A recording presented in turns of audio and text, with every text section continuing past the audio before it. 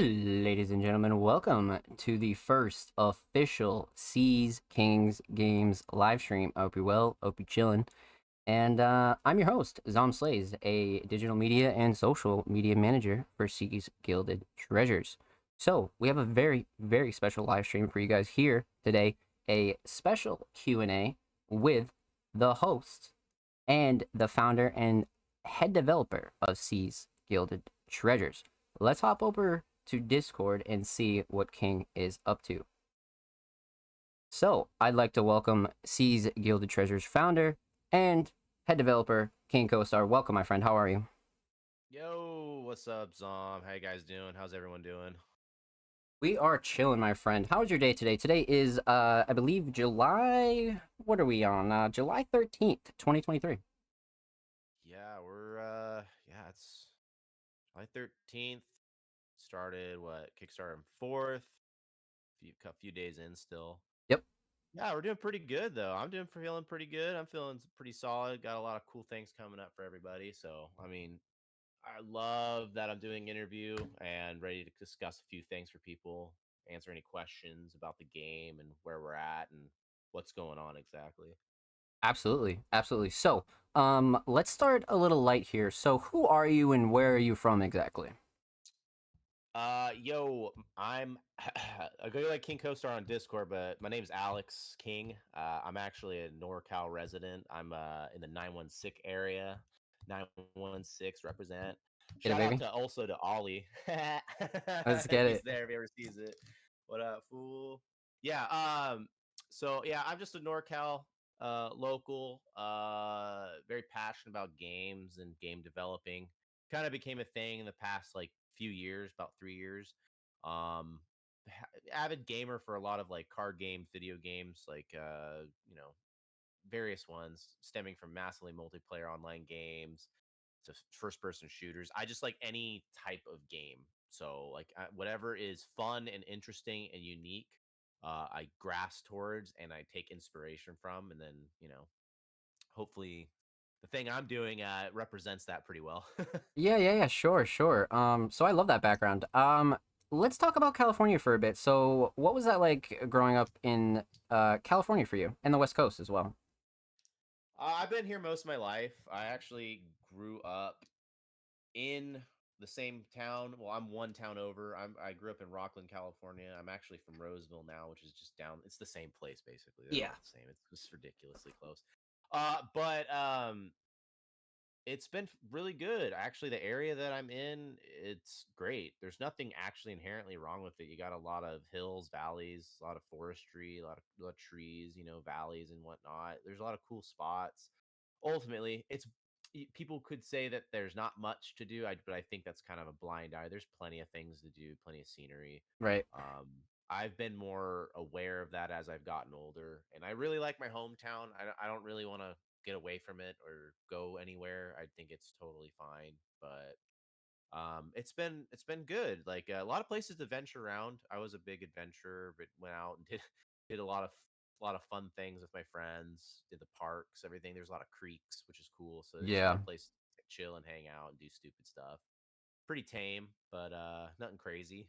But it was good. It was good. It was a great place to grow up. I love that. Still great place to live too. That's awesome. I love to hear that. Okay, so growing up in California was a relatively relaxing experience for you. So you mentioned Yeah. a little bit of games before. So let's talk TCG. Let's talk video games. What were some of your favorite games growing up as a kid? Biggest inspiration for me in gaming and just in general, I was a Sonic the Hedgehog kid. Wow. Yeah. So Okay. I started with Sonic, loved it. I loved the aesthetic, loved the feel of going fast, just running as fast as you can, just getting to the point A to point B. Uh, Mario was really cool. Not much of a fan of. I mean, don't get me wrong, Mario is really cool. Like that stuff. As I got older, I started getting more into Japanese role playing games. So Final Fantasy was a big one. So Yep. when I was growing up, 7, 8, and 9 Final Fantasies were my big things that I played. Nine was a big one. But before then, I had one game that I was super interested, which is a collectathon puzzle adventure. Was a Banjo Kazooie. That Oh was another big wow, one. that's a rare Yeah, one. Okay, I'm a big Banjo Kazooie fan. That's like one of the games I could talk forever about and talk about how like interesting it was and like well developed and blah blah blah. I think it's honestly better than this is my opinion though, better than Mario 64 by far. Like damn, that might be a yeah, hot take.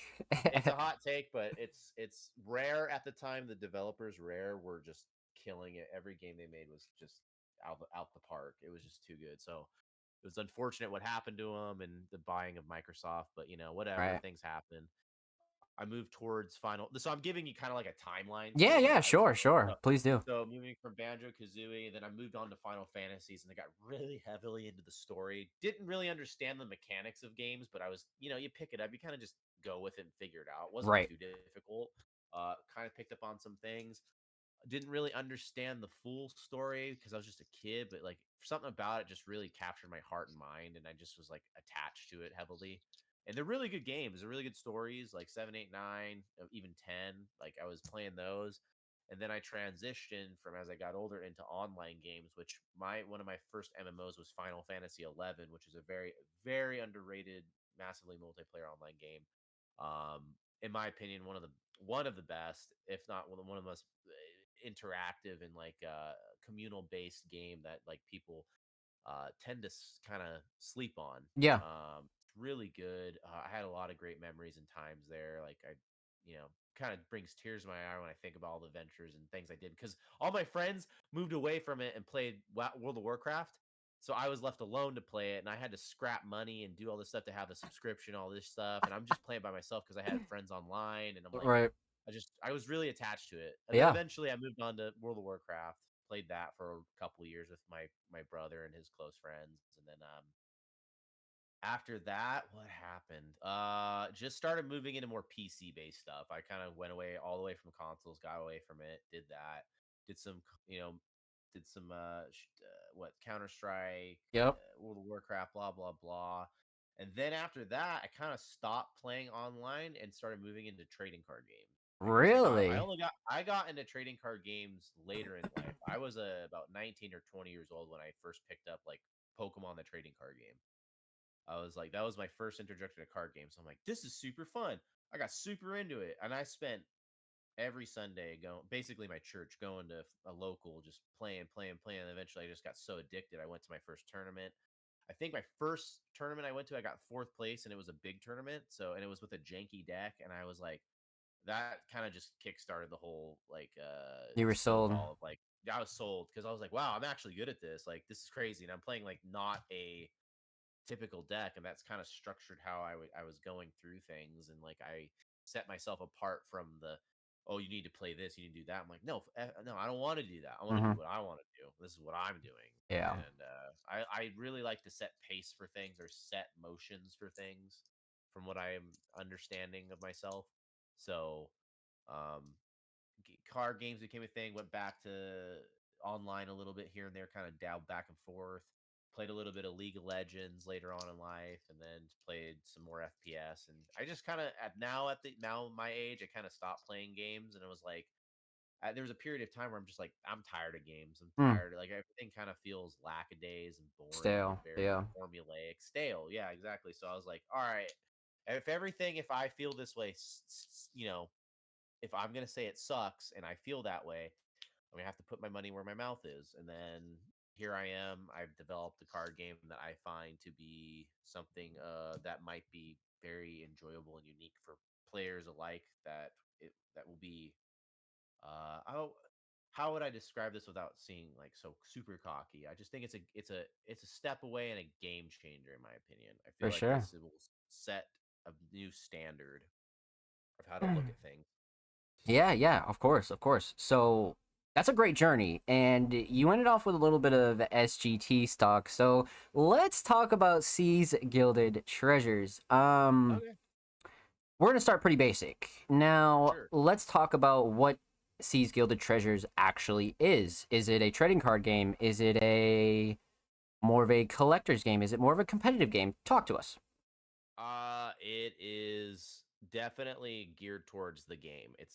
I find it to be that thing. I think I'll preface this because I've recently have gotten into Magic, and Magic you would say is the standard for card games. Everyone's taken a piece of Magic and developed their own thing. That's just the reality of things. It's a very solid game. Don't get me wrong. Definitely. But I find it to be that there's something that I don't particularly like about certain card games that I'm just like that annoyed me throughout the time playing it. And I was like, well, if I don't like that, I don't find that unique. I don't find that interesting or good as a way of playing a game. I don't find it to be healthy. So for me, C's is very heavily geared towards the game and the focus of building a game that doesn't feel like, oh, I lost because this, and that. I feel as if my game provides a nail biting, intense experience that when people learn how to fully, implement their ability to understand the mechanics and really dive deep, that there's so much to it that you're always going to feel like I have to be worried about what they're going to do next. I don't know what they're going to do next. My opponent might be waste 3, 4 steps ahead of me. I don't know. And you just have to play out your scenario or your positioning in such a way that you have to, it's more geared towards your ability to pay attention and see what the options are because you're in control of these characters that you put in your deck, and you have to actually put them on a board state and move them around accordingly to get the proper result. Wow. Okay. That's amazing actually. All right. Let's talk a little bit about rules. And let's just start basic. So, how does a pair of players actually start to play SGT? And I see that you have the tabletop simulator open, so let's go hop over here and see what you have going on in TTS. Okay.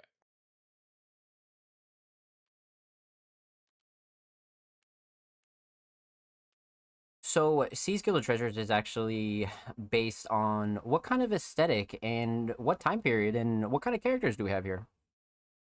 So the aesthetic is very, how do I describe? Let's say medieval fantasy slash colonial industrial. So it's a mix between the two. So like think of like just medieval fantasy mixed with a couple of colonial style industrial type things. So I guess you could say steampunk, but I don't want to use the word Yeah, steampunk. right. I don't particularly like. I just think colonial industrial is much more accurate to that description. Sure, So sure. there's a blend of that type. There's definitely fantasy, but more there's also some reality to it as well. So Right. people can grasp onto that pretty quickly. So how Seas Gilded Treasures is like how I describe the game is that you're playing the player who's playing the game or the players. You are a guild leader. So the guild leader is the person who's playing, and your deck is a representation of your guild. So the cards you devise or put in your deck, and the treasures and the abilities are a representation of like how you want to play. This is how you want to. This is the biggest thing I wanted my game to represent is like I want there to be some expression in the person playing rather than people just like, oh, I saw this deck online. I'm just gonna go ahead Yeah. and throw it together. It's like, no, I'm here to try to get people to use their heads and try to like make their own type of essential like way of playing. I don't That's why I left so many opportunities for that in the design. Um so with that, you basically have your guild as your deck. There are a couple of cards in the game that I have laid out here. I don't know Yep. if I press that, you can see that everything. Okay, Yep. so I'm gonna go ahead and explain the core cards of the game Sure, so absolutely. people can understand that a little bit better. So this is your bread and butter right here. This is a mercenary. This is a mercenary card. There can mercenary cards are the way you play the game. So basically, if in an opening hand you would have a mercenary, they come out onto the field. You would have the ability to move them around depending on their stats that you see on the card. So you got this type of attack, ranged attack, the bounty cost at the bottom, your movement. There's a lot of symbols that I'll go into more detail later. They have active and passive abilities as well. So I would have to explain a lot more, but we'll go into detail maybe a little bit later. Yeah, absolutely. So basically, this is how you play and interact with the field. You can have a max of 3 unique characters, no more than that. They all have to be unique. They can be the same class. They have a health pool. They have a class, that symbol that represents which class they are. and that's the abilities for them have to coordinate with that class. So you'll have to like imagine every turn you'll have the ability to move your character around on the field to where you want to. The whole goal of the game, essentially, for the mercenaries is to reduce um, your opposing guild leaders' loot amount to zero, which you can relate that to health or something that a lot of people use in like Right. games. I'm using it as resource, like so your war chest loot is your technical in a way health. So if you get your opponent's war chest loot down to zero, uh, you will win the game.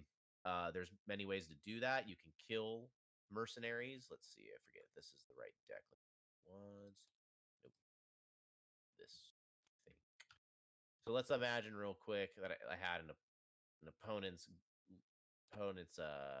mercenary right here, and I ended up somehow being able to declare my attack and finish him off. If we look at the card right here at the bottom where the treasure chest is, that's the bounty cost. Mm. When that mercenary dies, the opposing guild leader has to, or whoever's dies out, that amount gets reduced from their war chest. So if it was 8, the opponent would essentially go down 8 from their health. Simple If enough. you I like that a lot. Yeah, so yeah, there's no cost of pulling these out like a lot of resource-based games. Like you have to piss them out to get them out. It's like, no, you start off right off the field like I'm playing this guy. There we go. Mm. So you don't have to ever worry about that. That's the way you technically pay for them, is that you pay for it in the way of like they die, they did their job, you pay them out, they're gone. Right. Yeah, so just like an actual bounty hunter or whatever, a mercenary, you'd pay them.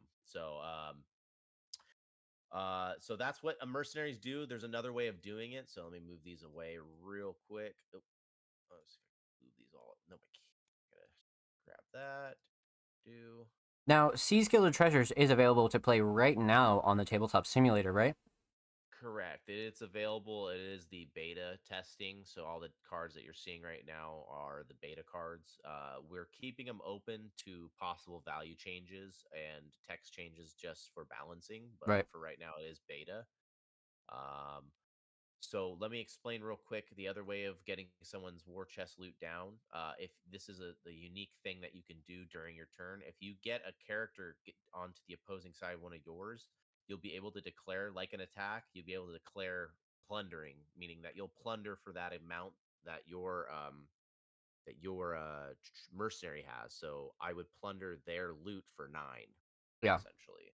So that's the other way. So it gives another layer of play style where it's like, okay, well, I might be losing in the combat end, but I have options to get out of that scenario and try to steal their loot, essentially, to wind them down and have to pressure them away from focusing on my stuff. Right. Yeah. So that's one other part. And so let's go really quick to treasures. So a lot of resource based games have things like Magic has lands or whatever.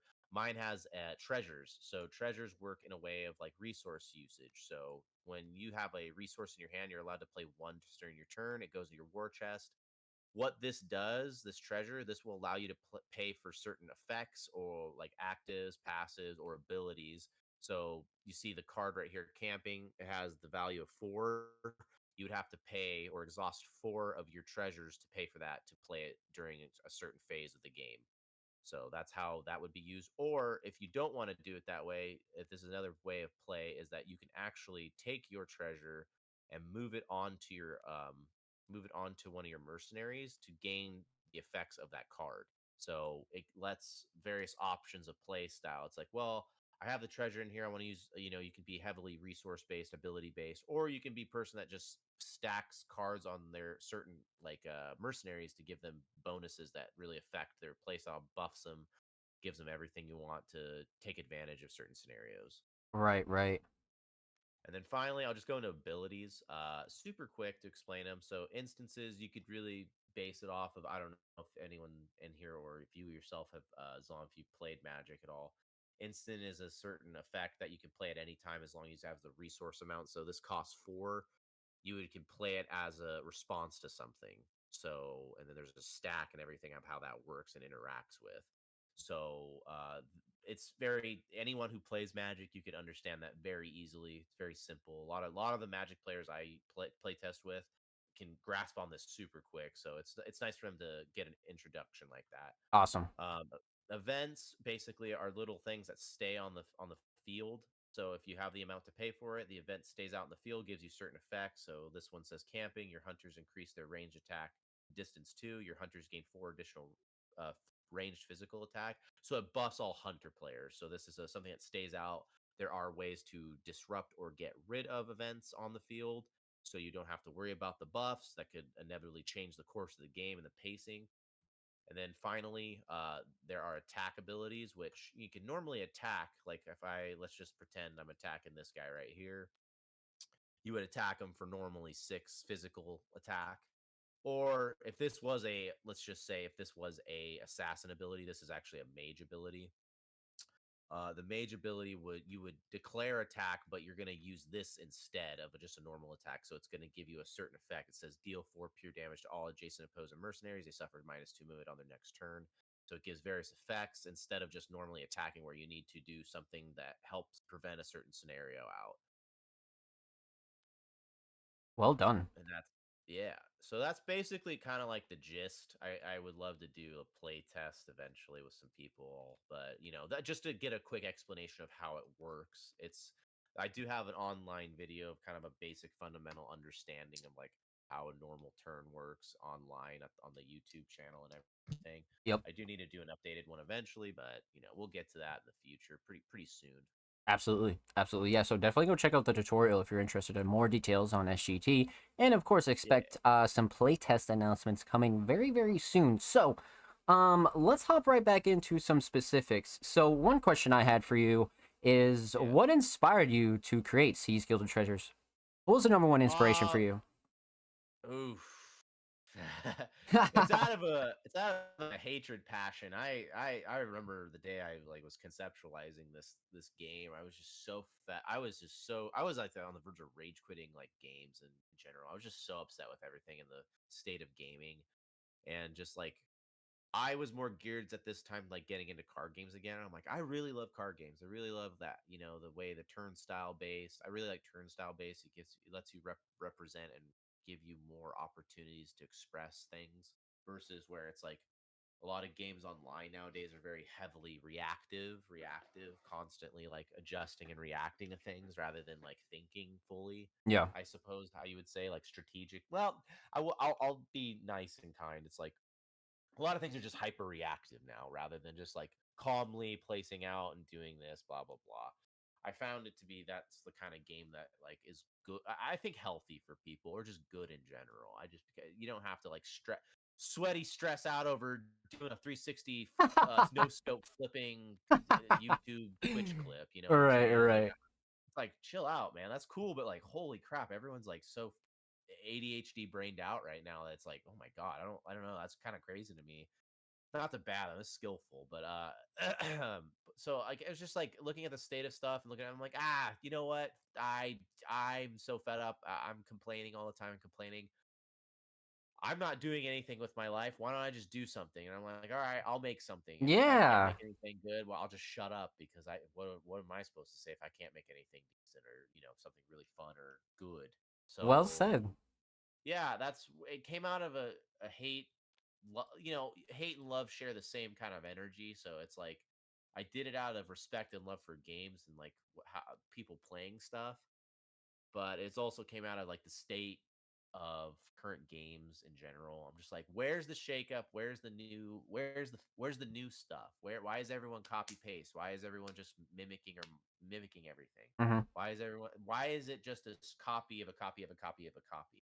Where's the real innovation? Where's the new foundation? Where's the new standard? Like The no one's originality. shaking up. Yeah, originality. Where's the shake up? As I was like, well, if I'm gonna bitch and complain about that, maybe I'll give it a shot to shake up things. I like that. I like that a lot. So that leads me to my next question. Let's talk Kickstarter. You launched on July 4th, 2023. So, what are some details about the Kickstarter? What are some goodies? Let's talk a bit. Okay, yeah. We launched July 4th. I thought that was pretty patriotic because I'm an American. I love my I'm country. an American. Yeah, yeah, yeah. And Of course, of course. there's a lot of representation of independence in my game. If you can kind of see where I'm Yeah, going with the certain words I'm using, there's a lot of that's I want people to realize their individuality and respect their ability to create and do things. Because if I'm able to do it, I think everyone can do something. Like at least to some degree, it's like I don't know what someone can do, so I always want to push people to just because I want someone to push me to do something good. I would love to everyone else to do the same. yeah. So, um, it started July 4th. I have a 45-day campaign. We're a few days in. Um, I originally did a Kickstarter last year in August, and then I felt that it wasn't fully ready to launch because I was showing the promise of a product rather than not having a product. Now I have a product. It's much better. I'm very happy with the aesthetic. I feel that the look of everything is exactly what I wanted.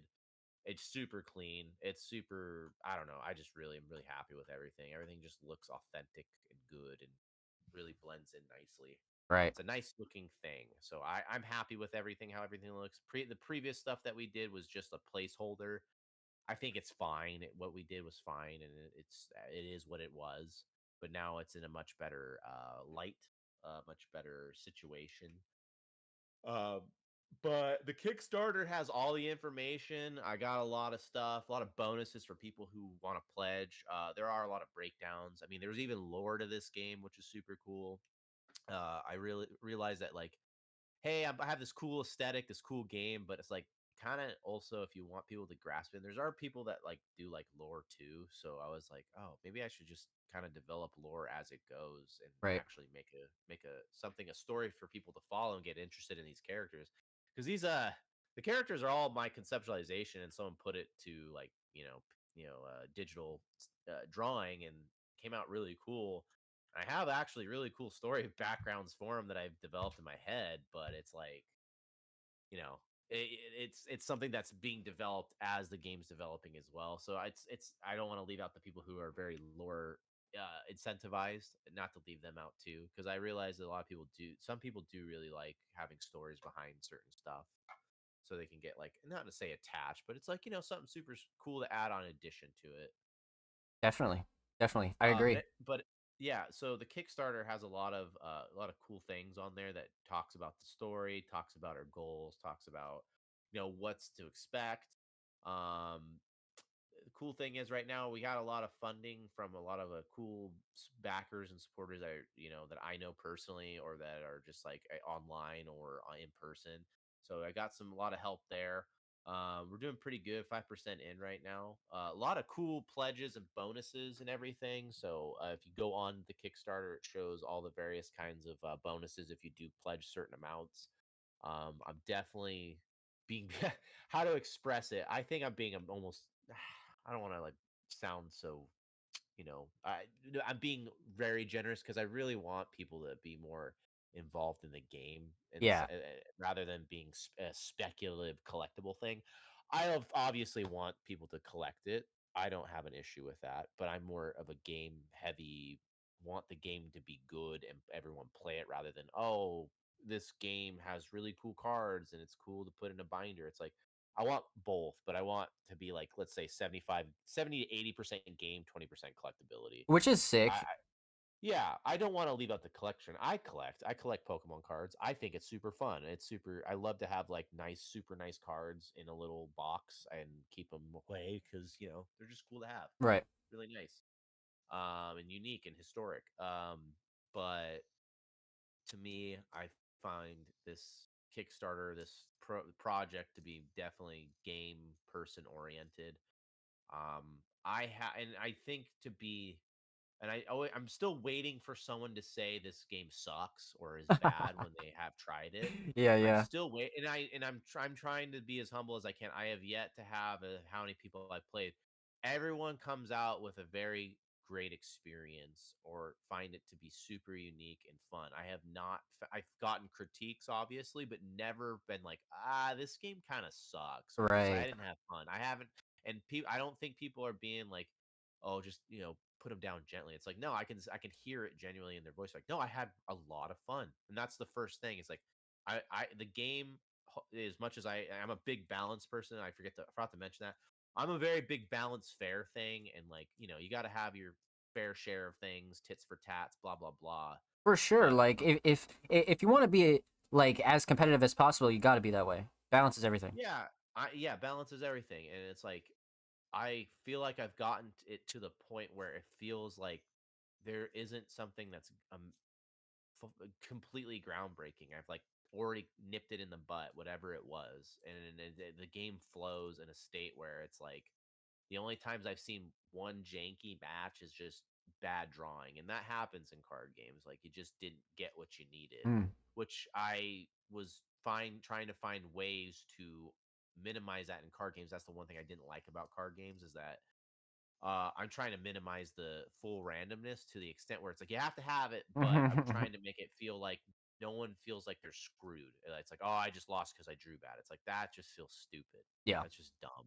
This game doesn't have that. Like everyone has an opportunity to get what they need out of the deck because I want your deck to be all 60 cards in your deck need to be a full representation of how you play, and I don't want you to feel that you're completely cut off from it.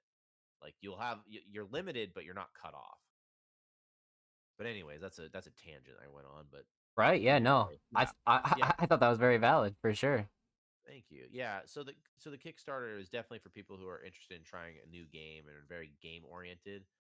I definitely made it to where on the Kickstarter there is collectability. I mean, I'm only printing so much of the first edition sets of every set I make, and then I'm not printing anymore. I'm not gonna Right. let it market. So it's a very minimal, very, very minimal. I'm only printing about what 400 boxes worth of first edition, and that's it.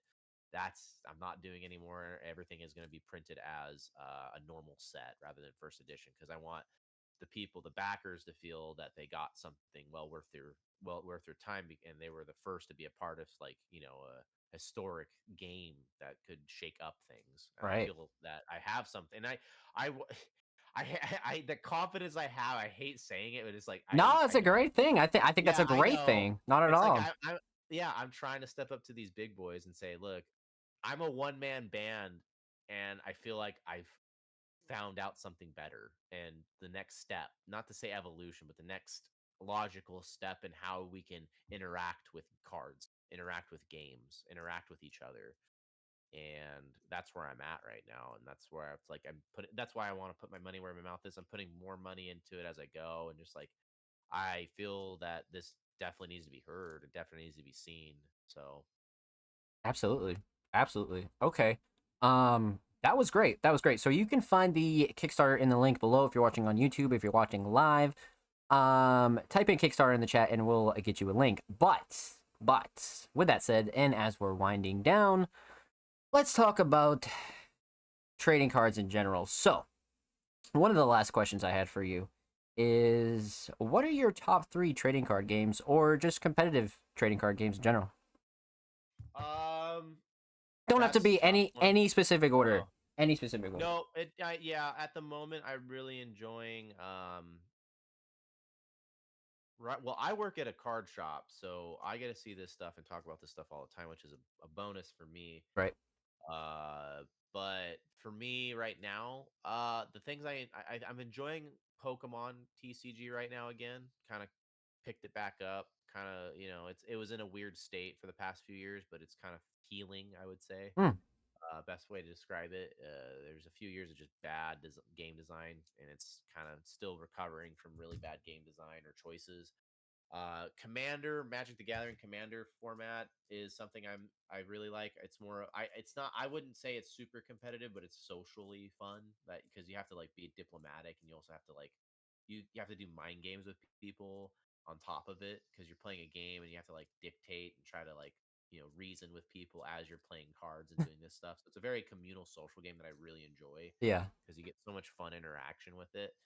That's what I'm playing right now. So I might be competitively getting back into it because I used to play Pokemon competitively for about 5 or 6 years straight. Went to a Wow. lot of places. Yeah, I might get back into it as just a competitor. We're gonna have an event happening in October historically, I think it's the first time in history that Pokemon's going to have something in our local Sacramento area for a big event. So I'm happy to. I want to take part of that for sure. Wow, I love that. That's awesome. Yeah, yeah. So that's really all I'm doing is just Pokemon cards and Magic the Gathering Commander. That's pretty much all I'm doing at the moment as far as fun goes. I don't have a lot of time anymore because I'm working slash doing this Right. at the same time. So Full I'm time trying to figure. developer, full time job. Yeah, so it's like, I'm a little up to my knees in a lot of stuff. Yeah, So keep myself occupied, just definitely. doing what I can and trying to make my dream come true. It seems like it's going pretty well. I cannot complain where I'm at right now. But being so new to everything that you seem kind of like, oh, geez, I don't know where it's gonna go. I don't know what I'm doing, kind of sometimes. But it's like, Sure. at the end of the day, it's like everything's a lesson and a lesson learned for sure. That's right. I mean, you've come a long way even since I've known you. So, I mean, the progress for the brand has been excellent. Has definitely been excellent. Which brings me to my next question as well, though. If you could change one thing in the TCG indie gaming space, what would it be? um, wow, if I have Yep. some type of Yep. dictatorial power, Absolutely. oh, If you I could would. change one thing, what would it be? I would somehow optimize and just totally gut out speculators. I want that completely out of the market. now, Because now, what do you mean by speculators? speculators in the sense of money movers. I Mm. cannot stand it for the life of me. These type of people because hold on a second. Can we pause for just a moment? Oh yeah, sure, sure.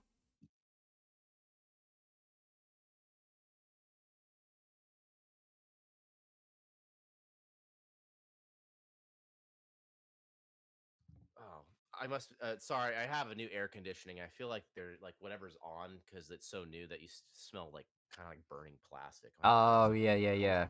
It's like overwhelmingly strong right now, and I'm like, wait, am I having like a stroke or something? No, it's fine. It's something in the vents or something. That's But good.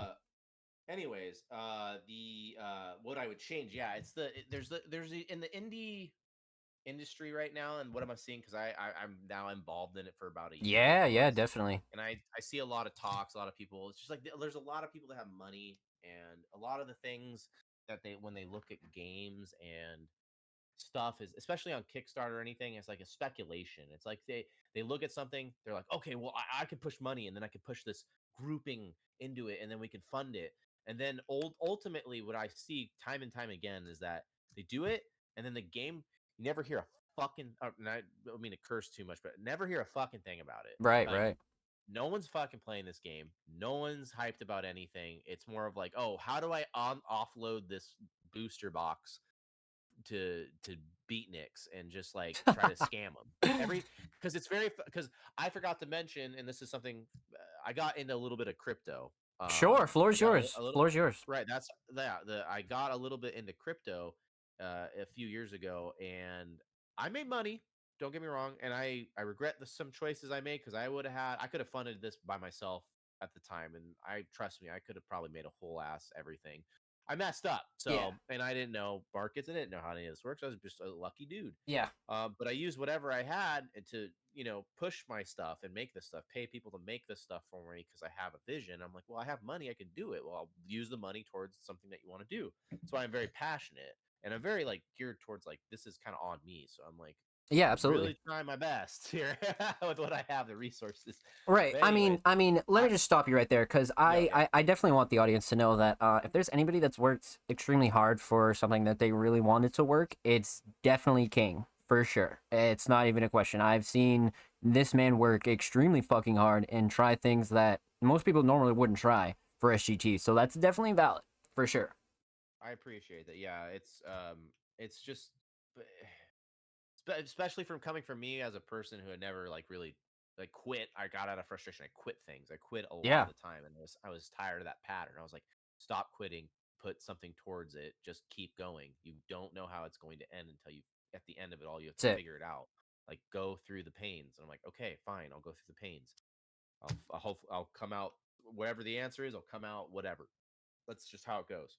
Um, so I'm sticking to sticking to my guns on this one. That's a big character development kind of thing for me. It's like as a person, I've never been that way. I've always wanted to run or quit, and now I'm not, and so I feel kind of obligated because there's things you just in life you have to oblige to. The things you want, you have to oblige to, and it's going to be painful and it hurts. But that's just how it goes. That's just how it is. The aches and pains of creating. That's it's just how actual reality is. You said it, my Yeah, friend. You said it. well, think of a woman, for example, how much ache and pain she has to develop in 9 months a child, a human living being. Like that's how I express it in that way. So, I mean, it's not a bad example.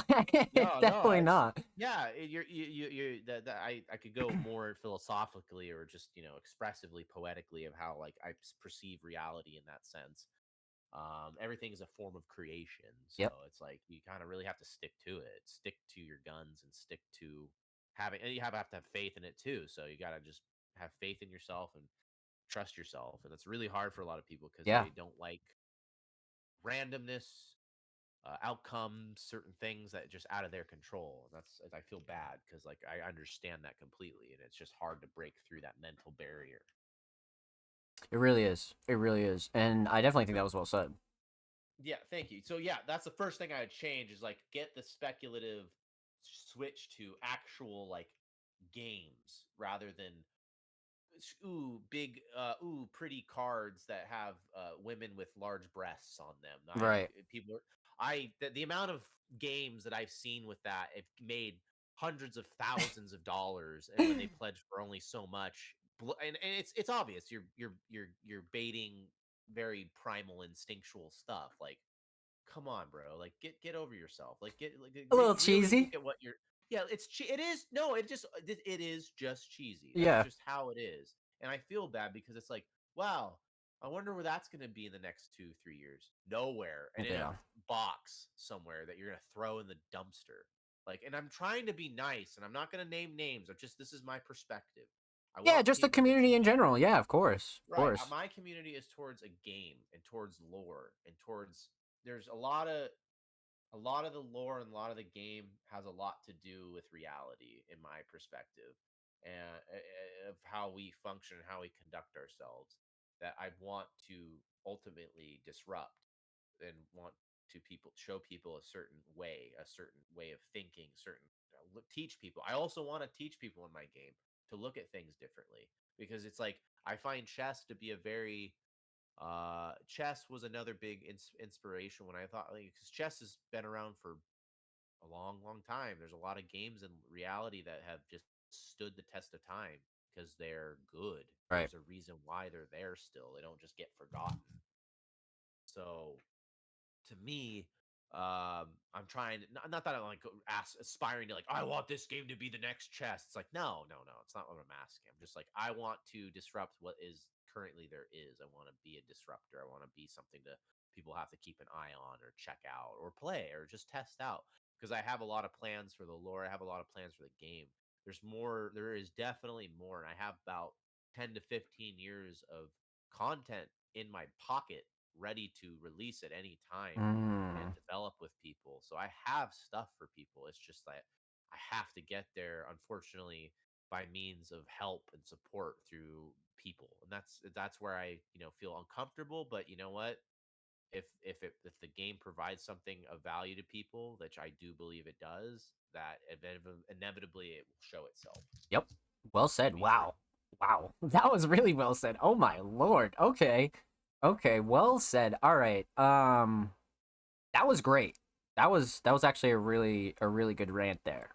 Thank you. Um okay, so before we close out, let's talk about words of motivation, people you want to shout out, anybody out there that you want to give some advice to. The floor is yours, my friend. Um, I'm gonna start with advice. If anyone is in this type of area and wants to create something and they never created something for to this degree or just anything in general, it's just like there's it's a hard thing to really break past, but you just gotta really accept yourself and where you're at now because you need to constantly work if you're looking to do something of great creation or just create something. It's a constant movement towards that goal. you have a goal in mind, you have to do certain things necessitate to get to that point. There's a lot of sacrifice. There's a lot of suffering. There's a lot of pain and strife for a lot of people, and I can understand and relate to that. To a lot of people that are creative, they do suffer heavily from a lot of issues in life, like mental or physical things that hinder them.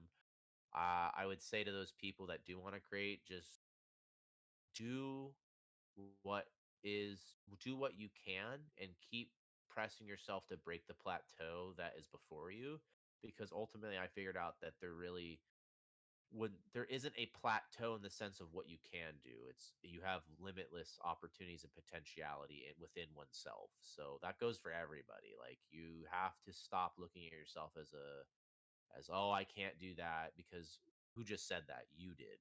Who taught you that? Who taught you those words to repeat to yourself? Yep. Somebody. And then you reinforced it. So you have to start talking to yourself in a positive feedback of like, no, I can do this. I will do this. I There's nothing preventing me from other than me. There is no other else. Nothing else, no force driving me but me. Yep. So you have to get to that point to self realize that you are much more than you think you are. And that's tough. And it sounds so corny and sounds like a stupid Nah, nah, movie. not at all. No, no, no. It's so corny. It sounds like a dumb, stupid Marvel superhero movie. I'm Oh like, shut up. shit. But it's true in the sense that in reality, it's like, yeah, you have infinite potentiality within oneself, and you can do that. You can. Don't think you can't, because if you do that, you already shut yourself out. You're doing it. No one else is doing it. You are. And that's Yeah. where you have to realize you're talking that talk, you're walking that walk. Change your walk, change your talk. And then shout outs. Beginning of the year changed a lot for me. I want to shout out to Lord Heretic. He was a big inspiration to like get me heavily like involved with a lot of stuff. I worked with him for a few months, and what a joy to work with that man. Lord Heretic is such a good guy. He's so solid, so positive, It's a gem, that one very there. yeah, so energetic, and like he actually, and this is hard because when you can get someone energetic and involved in something, that fool for free, I got that. I drew some like conceptual art for stuff for him just out of my own time. And you have to think about that in that aspect. It's like if you can get people to create things without pushing them with money or anything, that is, you can't buy that. You Right. will never be You able to can't. just buy that passion. You can't. You have to buy it with money, and that's not like that's forced in a sense. It's like, oh, Yep. I need you to do this job. It's like that wasn't a job. That was a gift. That was just I just gave him some art because I'm like, your art, you're creative. Your fucking energy is so great. You're positive. You're just so involved in your stuff, and I match that. That's why we get along so well, because he's doing something unique. I'm doing something unique, and that's why we got along so well. I think creative energies cling to one another or bounce back off one another in a sense. Most definitely. Most definitely. So yeah, so shout out to him for sure. Shout out to Juggalos, all my Juggalo homies on Twitter and in real life. Like big whoop whoop to all y'all. Uh, Juggalos and the Juggalo culture really changed my perspective in the past year and a half, and like I became a devoted like Juggalo. Like I call myself the apocalyptic Juggalo. Like I'm here to shake things up and change things. I do various things outside of the game. I do actual breakdowns, deep dives into lore of ICP and the Joker's cards, which are like just phenomenal things to just talk about, because there's a lot of symbolism and esoteric things that I really like to discuss. Big things. So that's one other thing I do outside of here that I find joy in. Yeah.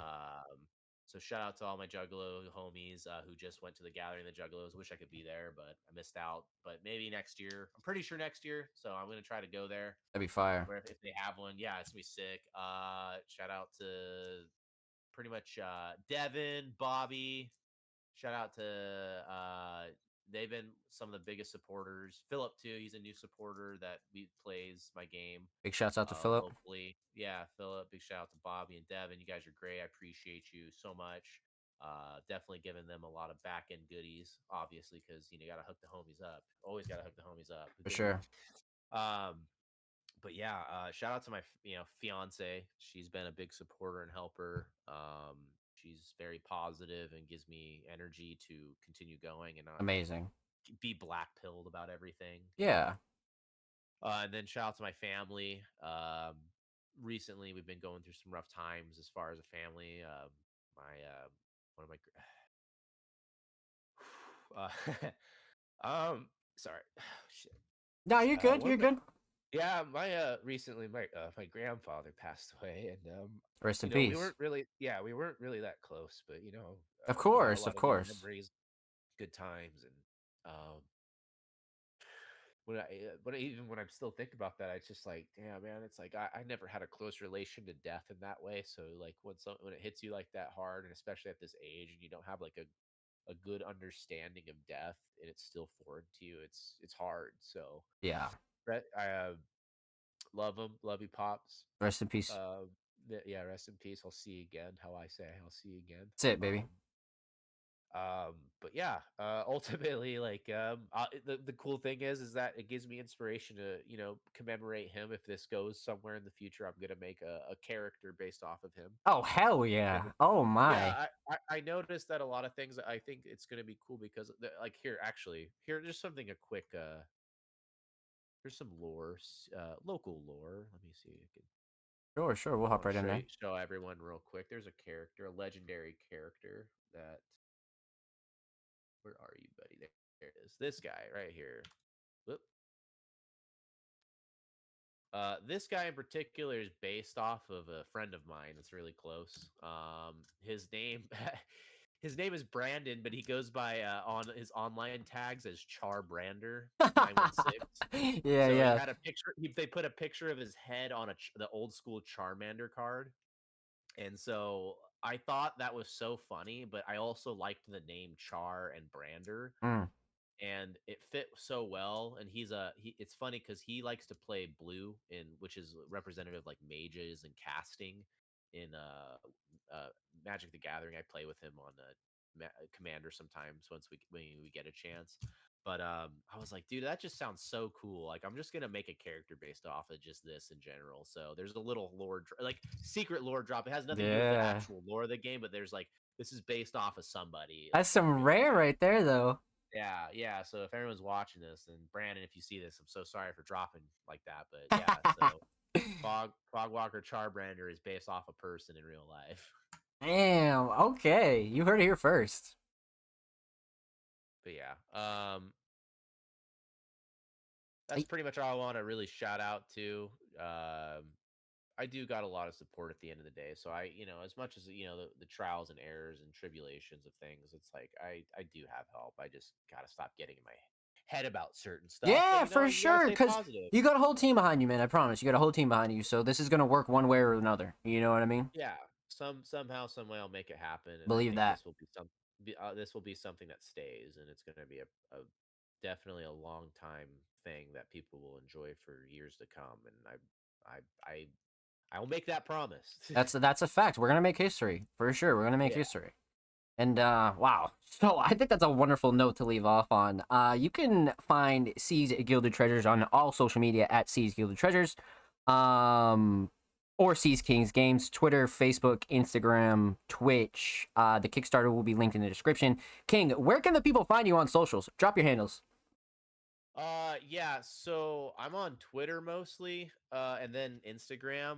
I'm more heavily involved in the Twitter sphere, so you can at me at King0STAR, which is a K, and then it's all capital. So K, the I is a 1, NG, K, the O is a 0, star. So you can find me there at that somehow we can put that probably in Oh there yeah, somewhere absolutely, in the absolutely. pod. Yeah. But you can find me there. Same drop on Instagram, same tag. But I usually go by that. And you can find me on Discord too with the same name. So if you have any message or you want to DM me anything or have any questions, just hit me up there as well. But that's where I'm at right now. Absolutely. Alrighty, my friend. Expect a couple announcements from us. We have events going on throughout all July, so stay tuned. Make sure you follow the socials. Make sure you follow King. And thank you guys for tuning in to the first C's Gilded Treasures Q&A. We'll see you later. All right, appreciate it, guys. Bye.